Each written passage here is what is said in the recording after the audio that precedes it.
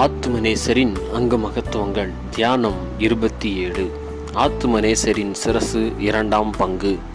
வேதம். போர்ச்சேவகர் முள்ளுகளால் ஒரு முடியை பின்னி அவர் சிரசின் மேல் வைத்து அவர் வலது கையில் ஒரு கோலை கொடுத்து அந்த கோலை எடுத்து அவரை சிரசில் அடித்தார்கள். அவர் அடைந்த ஆக்கினையின் முகாந்தரத்தை காண்பிக்கும் பொருட்டு இவன் யூதருடைய ராஜாவாகிய இயேசு என்று எழுதி அவர் சிரசுக்கு மேலாக வைத்தார்கள். போதனை. நம் ஆண்டவர் இயேசு கிறிஸ்துவின் சிரசை பற்றி வேறும் சில குறிப்புகளை இப்பொழுது ஆராய்வோம்.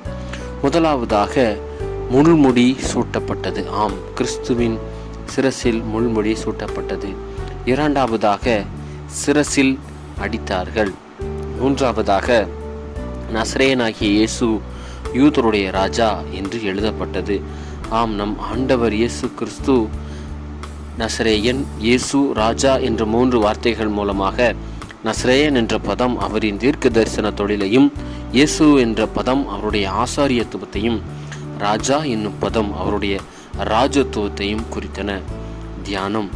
நாம் இந்த நாளில் நம் ஆண்டவர் இயேசு கிறிஸ்து நமக்காக மனுட அவதாரம் எடுத்து பரலோகமாகிய தங்க அரண்மனையிலிருந்து பொற்றள வீதியை கடந்து வச்சிரக்கல் மதிலை தாண்டி இரத்தின வாசல்களில் மிதித்து சூரியனையும் தாண்டி விசுவாச கண்ணுக்கு பிரகாசமாய் விளங்கி எல்லாவற்றையும் துறந்து தூதர்களால் புகழப்பட்டு ஒளிமயமாயும் வெள்ளை போலத்தாலும் சந்தனத்தாலும் லவங்கத்தாலும் மாம்ச வாசலை கடந்து புறப்பட்டு அநேகர் புகழ்ந்தார்கள். ஆனால் இப்பொழுது அவருடைய ஆவி துயரத்தில் இருப்பது நம்முடைய உடம்பு சிலிர்க்க செய்ய வேண்டும்.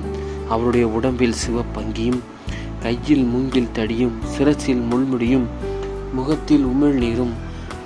இதென்ன காட்சி! இதென்ன வியாகுல காட்சி!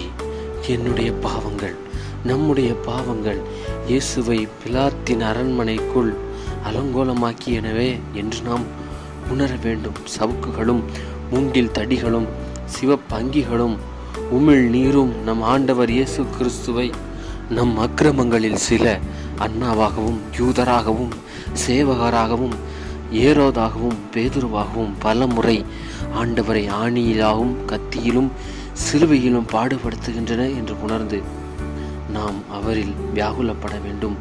விசுவாச பரவசம். இதைவிட அவமானம் என் நேசருக்கு இருக்காது. நாம் அவரை பெரும் துயரத்திற்குள்ளாக மாற்றியதை உணர்ந்து பெரும் பாவியாகி எங்களை மன்னியும் என்று சொல்லி நாம் கேட்க வேண்டும். தியானம்.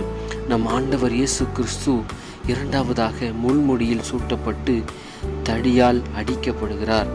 காரணம், நாம் செய்த பாவம். நம்முடைய பாவம் நிவிர்த்தியாகும் பொருட்டு, நம் தலையின் மூளையில் செய்த பாவங்கள் நிவிர்த்தியாகும் பொருட்டு அவர் அடிக்கப்பட்டார். மூன்றாவதாக இயேசுவே யூதருடைய ராஜா என்று எழுதப்பட்டது. ஆம், பிலாத்துவே அவரை ராஜா என்று ஒத்துக்கொண்டான்.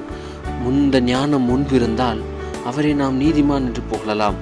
ஆனால் நம் ஆண்டவர் இயேசு கிறிஸ்துவை அந்த நேரத்திலும் நிர்வாணப்படுத்தி உமிழ்நீரால் முகழ்ந்து முள்முடி சூட்டி ஆணிகளில் தொங்கும் உடலை பார்த்து நாம் நம்முடைய மீறுதலின் நிமித்தம் நொறுக்கப்பட்டார்.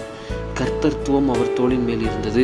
அவர் அதிசயமானவர், ஆலோசனை கர்த்தா, வல்லமையுள்ள தேவன், நித்திய பிதா, சமாதான பிரபு என்கின்ற வரை இப்படி அலங்கோலமான சிலுவையிலே நம்முடைய இருதயத்தில் உணர்ந்தவர்களாய் ஒரு பலியாய் நம் இருதயம் நொறுக்கப்பட்டு முழுவதுமாய் நம்மை அர்ப்பணிப்போம். எனக்கு முட்கிரீடம் அல்ல ஜீவ கிரீடமும், நிர்வாண தேகம் அல்ல நீதியின் அங்கியும், சிலுவை அல்ல சிம்மாசனமும், ஆணி அல்ல அன்பும். என்னுடைய முற்பிதாக்கள் எல்லாரும் செய்த பாவங்களை சிலுவையின் முன்னின்று நாங்கள் பணிகிறோம் என்று சொல்லி கேட்போம். மௌனம். வாசிக்கின்ற நாம் நம் மனதில் இயேசு கிறிஸ்து முள்முடி சூட்டினவராய் தொங்குவதை உணர்ந்து சாஷ்டாங்கமாய் விழுந்து சற்று நேரம் மௌனமாய் அதை தியானிப்போம். ஜெபம். மகா கிருபை பொருந்திய இயேசுவே, தேவலோக ஆட்டுக்குட்டிய எங்கள் பிரதான ஆசாரியரே, பாவிகளாகி எங்கள் மேல் இரக்கமாயிரும். உமது சிரசின் மேல் அவமான வாசக பலகை இருக்கிறது. எங்கள் இளவயதின் பாவங்களையும் எங்கள் வாலிபத்தின் பாவங்களையும் மன்னித்து உமது பாடுகளின் ஆசீர்வாதங்களை எங்களுக்கு தந்தரலும். சர்வ உலகமும் மீட்டும்படி வந்த இயேசு கிறிஸ்துவே, எங்களை மீட்டு உம்முடைய பரிசுத்த ஆவியை அனுப்பியருளும். ஆமேன்.